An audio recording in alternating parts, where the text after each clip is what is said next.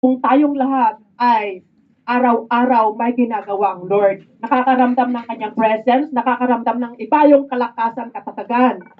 At merong ginagawa ang Diyos sa bawat araw sa buhay po namin. Kaya ipapahayag po natin ang kadakilaan ng Diyos, ang kabutihan ng Diyos sa buhay po natin. Amen? Sino po yung nakaramdam? Amen. Sino po nakaranas? Amen. Amen. So, tayo ipahayag ang kabutihan ni Lord. Amen. Ang birthday celebrant. Dalaga na siya. Nagpapasalamat po ako sa ating Panginoon dahil na binigyan niya na naman ako ng another year na naman.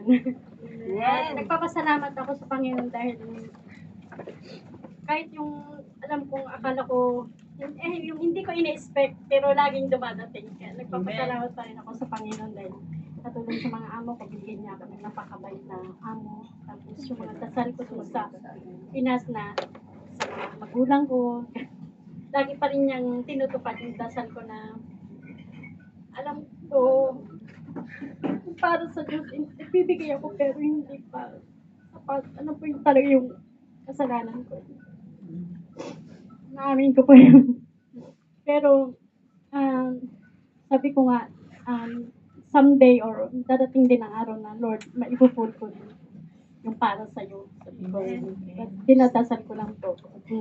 Yun na po. At lubos na lubos po ako nagpapasalamat kasi napunta ako sa church na ito na sobrang saya ko, sobrang yung feeling ko is family na minsan halos ayoko nang gumala. Ayoko nang lumabas. Gusto ko nandito na lang ako sa church. Kaya sobrang saya ko po na dito ako napunta sa church na ito. Amen.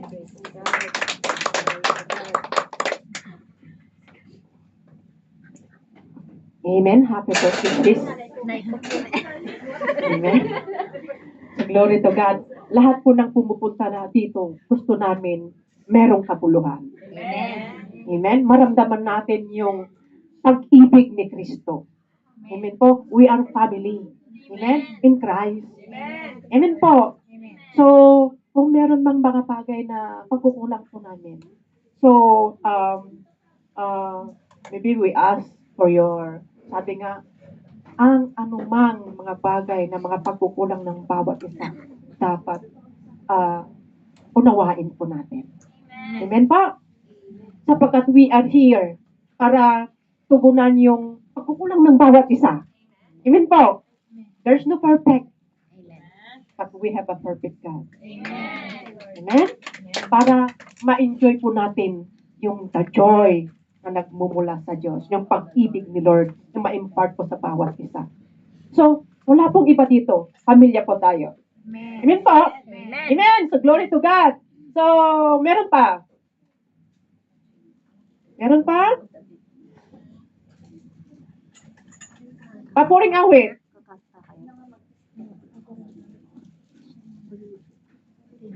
Hello, good morning po sa ating lahat. Nagpapasalamat lang po ako sa Lord kasi when the time that I'm in Bahrain, hindi ko naranasan yung ganitong pagpupuri talaga sa Lord. So, nag-pray talaga ako sa Kanya na makabalik ako ulit sa Hong Kong para may pagpatuloy ko ulit yung ganitong pagpupuri. Kaya, I'm so thankful at lahat ng panalangin ko naman is nadiling ng Lord. Kasi nung time na nasa Bahrain ka talaga, wala kang holiday. So, walang time ng pagpupuri. And then, yun yung na-miss ko talaga.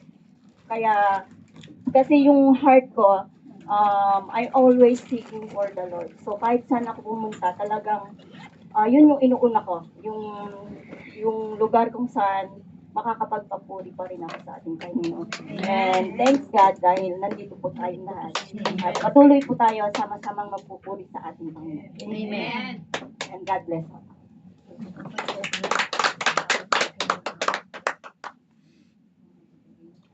Amen. So, glory to God sa mga sister. Alam ko na mararanasan mo yung pag-ibig ni Lord dito. Amen? So, meron akong testimony sa inyo. Ito ay patungkol 3 days kasi dumating yung mga amo ko natin yung nasa Australia, dumating na silang mag-ina. And then, so 3 days po akong nag-general cleaning. Talagang nakasulok-sulokan talagang yung mga lininis ko talaga para gusto ko maramdaman nila na masaya, makita nila malinis yung bahay po nila. So, dahil sa kalilinis ko, kasi actually yung bahay po nila is luma na. Pero pag nalinis, pumuputi siya. Dahil sa ability ng isang Pilipina. Amen. So, pumuti siya. Pero dahil sa kalilinis ko, dahil gusto nang baliktarin yung bahay nila kung maaari para makita nila yung shine. So, lininis ko po yung kortina nila. Yung kortina kasi po nila is luma na. Ayun, tapos hindi siya yung cloth. Yung bang kortina nila is, ano bang tawag? Nylon? Ganon nga. Linen. Hindi siya linen. Yung bang, hihilain mo lang siya tapos tataas. Blinds. Blind date ba yun? Blind window. Yun, blind Blinds. curtain. So, pero luma na siya.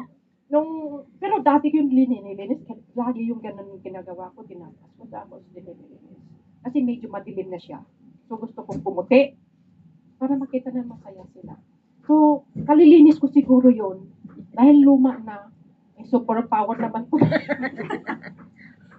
Bumagsak po.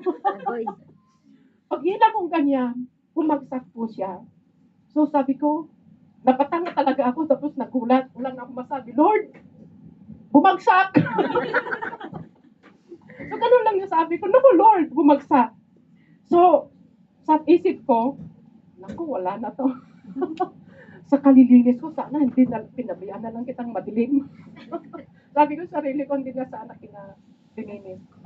Pero sabi ko, sa isip ko, why worry? Sabi ko, bakit ako nag-aalala?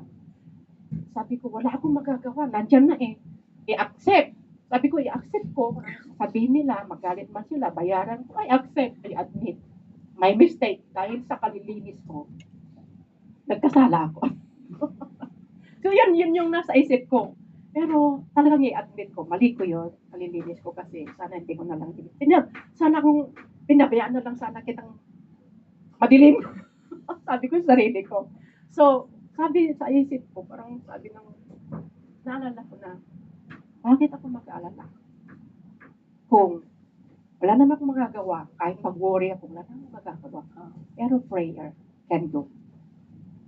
Yun po yung naisip ko, bakit ako mag-aalala? Hindi ko naman sinadya, hindi ko naman sinira. Bakit ako mag-aalala? Kung wala naman magagawa, nandyan na eh. Accept everything. Kung anong magalit sila, i-accept. Pero, ang panalangin may magagawa. So, nalangin ako. Tapos, hindi ako mapakali. Alang pinicture ko na yon. Sinin ko sa amo ko kasi ayaw ko rin daratnan nila tapos magugulat. Sinin ko na yun para alam nila. Sinin ko na. Tapos, pinag-pray ko na, Lord, buksan mo kaisipan ng amo ko, yung puso ko niya, yung understanding. Na maunawaan niya yung sitwasyon ko. Yun yung panalangin ko. Tapos nung na-send ko na, ang response niya, ang laking emoji. What? Ang laki yung parang, what? Parang gano'n. Nagulat siya. Pero no words. Wala siyang reply na, yun lang emoji siya.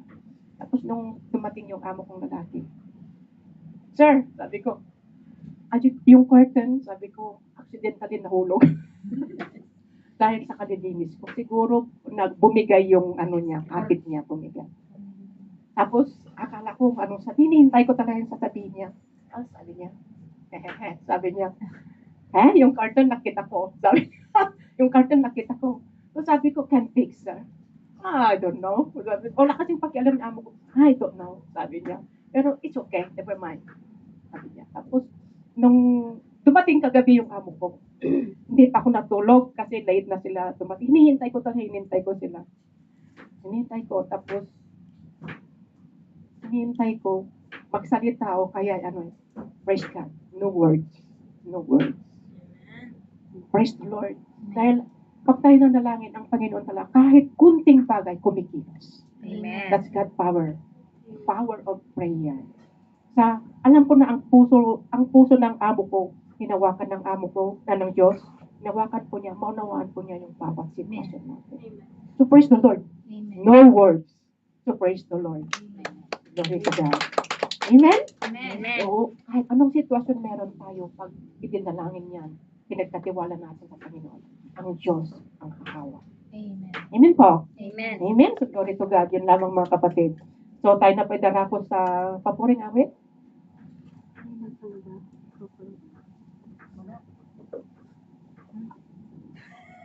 Wala ba? Papuring awit. Ayun na. Pinapauna natin. Praise the Lord.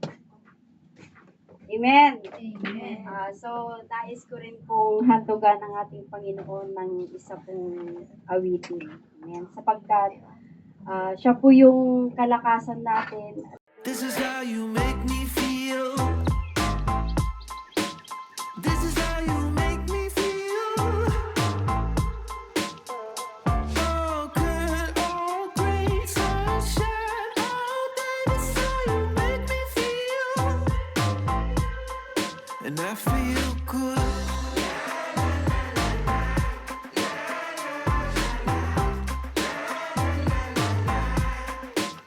I'm feeling good.